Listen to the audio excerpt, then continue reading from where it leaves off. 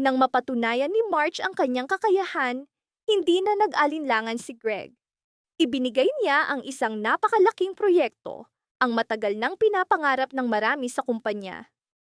Sa unang tingin, ito'y gantimpala, bunga ng kanyang pagsisikap, talino at dedikasyon. Isang pagkakataon na magpapatibay sa kanyang pangalan at magbubukas ng pintuan sa mas maliwanag na hinaharap. Buo ang loob at may pag-asa. Tinanggap ito ni Marge. Pakiramdam niya'y sa wakas, kinilala ang kanyang halaga. Ngunit sa likod ng tiwalang iyon ay nakatago ang lihim na plano ni Greg. Alam niyang may malalim na ugnayan sina Marge at Edward. Hindi lamang bilang magkatrabaho, kundi bilang mga taong nagkakaunawaan sa prinsipyo, pangarap at adhikain. Ang relasyong ito ay tinik sa mga mata ni Greg, sapagkat ang kanyang sariling plano ay itali si Marge sa kanyang anak na si Paolo. Lumaki si Paolo sa paniniwalang ang kapangyarihan at impluensya ay maaaring pilitin, basta't sapat ang koneksyon. Dahil dito, nagsimula si Greg ng tahimik, ngunit malupit na hakbang. Unti-unti niyang pinipiga si Edward sa trabaho. Sa bawat pagpupulong ay may mga hindi makatarungang puna, biglaang pasanin, at mga desisyong walang saysay, ngunit pabor sa iba. Ramdam ni Edward ang bigat at kahihiyan, ngunit nanatiling tahimik upang hindi masaktan si Marge. Samantala, sinadya ni Greg na palaging ipares sina Marge at Paulo sa bawat sesyon. Pinauupo silang magkatabi, binigyan ng magkasanib na gawain, at paulit-ulit na binigyang diin na sila ang perpektong koponan. Ang mga mata ni Paulo ay puno ng kumpiyansa at pag-angkin, habang ang puso ni Marge ay unti-unting nalilito at nababalisa. Lalong naging komplikado ang atmosfera sa opisina. Ramdam ni Marge ang pagbabago sa paligid. Ang katahimikan ay mas mabigat kaysa anumang sigaw. Ang mga ngiti ay pilit. Ang mga salita ay may nakatagong kahulugan. Napilitan siyang tanungin ang sarili. Bakit tila may puwersang hindi nakikita na unti-unting binabasag ang kanilang balanse? Sa gitna ng kalituhan ni Marge, biglang lumitaw si Randall, isang lalaking matagal nang nawala sa eksena, ngunit dala ang babalang yumanig sa kanyang kaluluwa. Sa tahimik na sandali, diretsong sinabi ni Randall kay Marge na huwag basta magtiwala sa kampo ng pamilya Torre. Pinaalala niyang bawat pabor na ibinibigay nila ay may kapalit. At ang kapalit ay hindi lamang utang na loob, kundi mga panganib na maaaring sumira ng buhay. Ibinunyag ni Randall na may madidilim na lihim ang pamilya ni Greg. Mga katotohanang nakabaon sa nakaraan, handang lumitaw kapag may nagtangkang kumawala sa kanilang impluensya. Bawat salita ni Randall ay tumusok sa isip ni Marge na parang patalim, nagdulot ng takot at pagdududa. Lalong lumakas ang kanyang pangamba. Bawat tagumpay, bawat papuri ay nagbukas ng tanong, ito ba'y bunga ng kanyang merito o bahagi ng mas malaking bitag na unti-unting humihigpit sa kanya?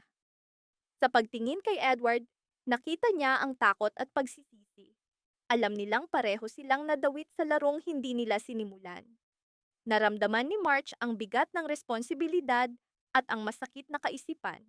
Marahil ginagamit lamang ni Greg si Edward.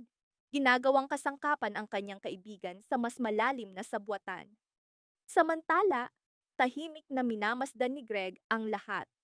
Hindi natitinag ang kanyang kumpiyansa. Para bang kontrolado niya ang bawat hakbang sa paligid. Para sa kanya, ang kapangyarihan ay laro na dapat niyang mapanalunan kahit may masaktan. Si Paulo, sanay makuha ang gusto, ay lalong nagpupumilit na mapalapit kay Marge. Walang halaga sa kanya ang damdamin ng iba.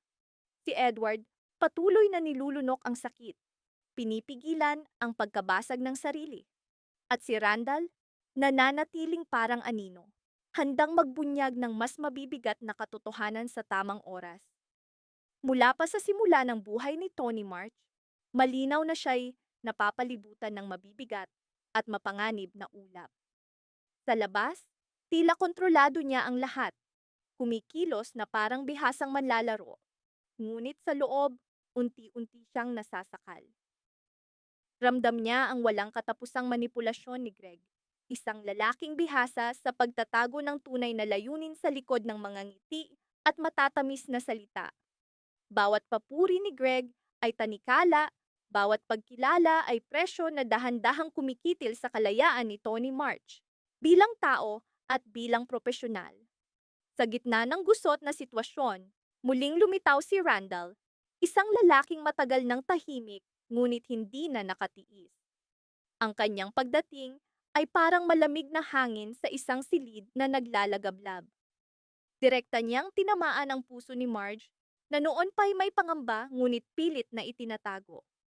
Ang mga mata ni Randall ay nagdala ng babala na hindi maitatago. Takot na isinilang mula sa madidilim na lihim na nakabaon sa nakaraan. Malinaw ang kanyang sinabi. Huwag kailanman magtiwala ng bulag sa kampo ng pamilya Torre. Ipinaliwanag niyang bawat pabor na ibinibigay nila ay may anino ng panganib. May dugong nakatago, mga pangakong tinupad kapalit ng pagkawasak ng mga buhay. Bawat salita ni Randall ay nagpalamig sa mga kamay ni Marge. Tumusok sa kanyang tiwala. Nagsimulang magtanong si Marge sa sarili. Ang kanyang mga tagumpay ba ay tunay na bunga ng kanyang talento, pagsisikap, at dedikasyon, o isa lamang siyang piyesa sa mas malaking laro na hindi pa niya nakikita ang tunay na hugis? Paulit-ulit bumabalik sa kanyang isip ang mga sandaling tila napakadali ng mga pagkakataong ibinibigay sa kanya. Ang mga oportunidad na bumubukas sa buhay ni Marge ay tila labis na eksakto. Ang dating kasiyahan ay unti-unting naging takot, at ang takot ay naging tahimik na hinala.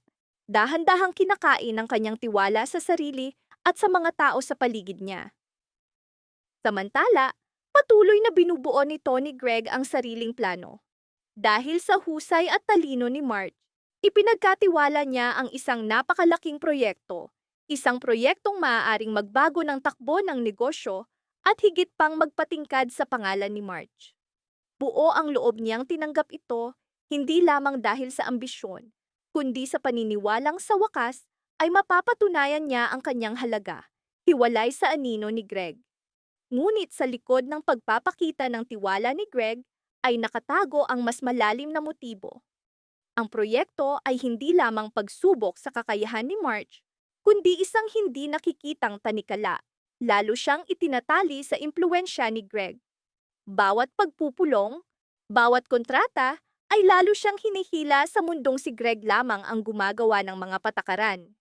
Mas nakakatakot pa, isa pang plano ang tahimik na isinasakatuparan.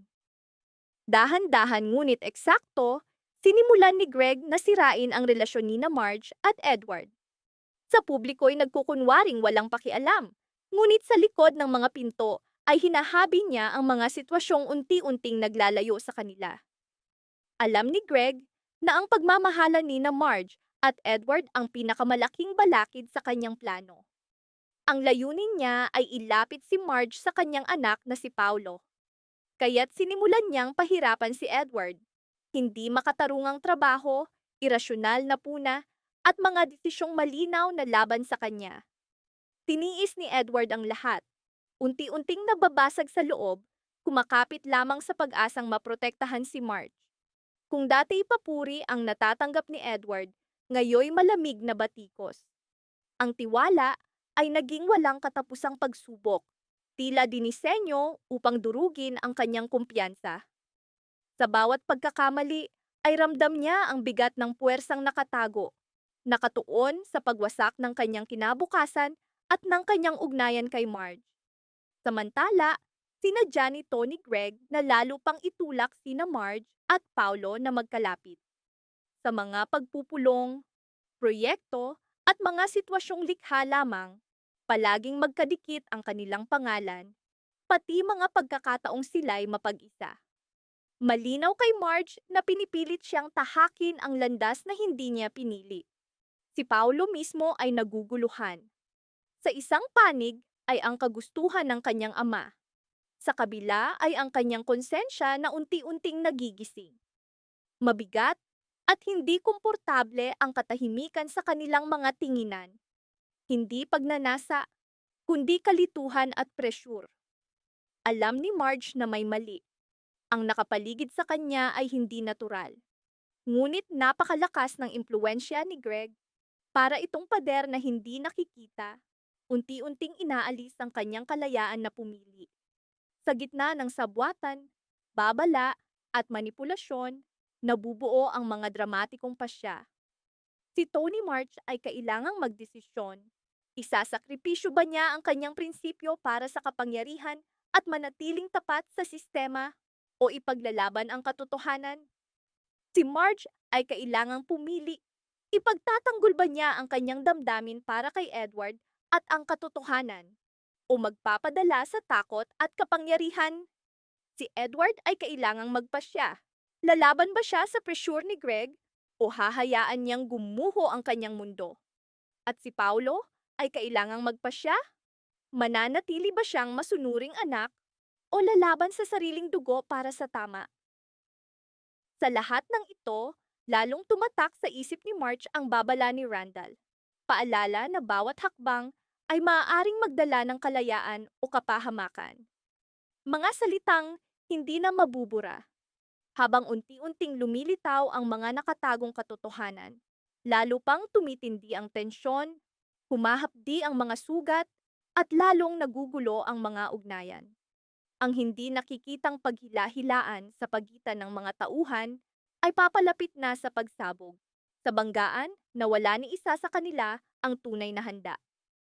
Bawat lihim, bawat babala, bawat manipulasyon ay nagpapakapal sa ulap ng dilim. Sa loob nito, unti-unting nabubuo ang entablado kung saan nagtatagpo ang takot, hinala at kasakiman sa kapangyarihan, hinihila ang lahat sa bingit ng pagkawasak. Sa huli, nananatiling tanong, sino ang makakayanan? At kaninong buhay ang tuluyang magigiba sa puwersa ng pagsabog?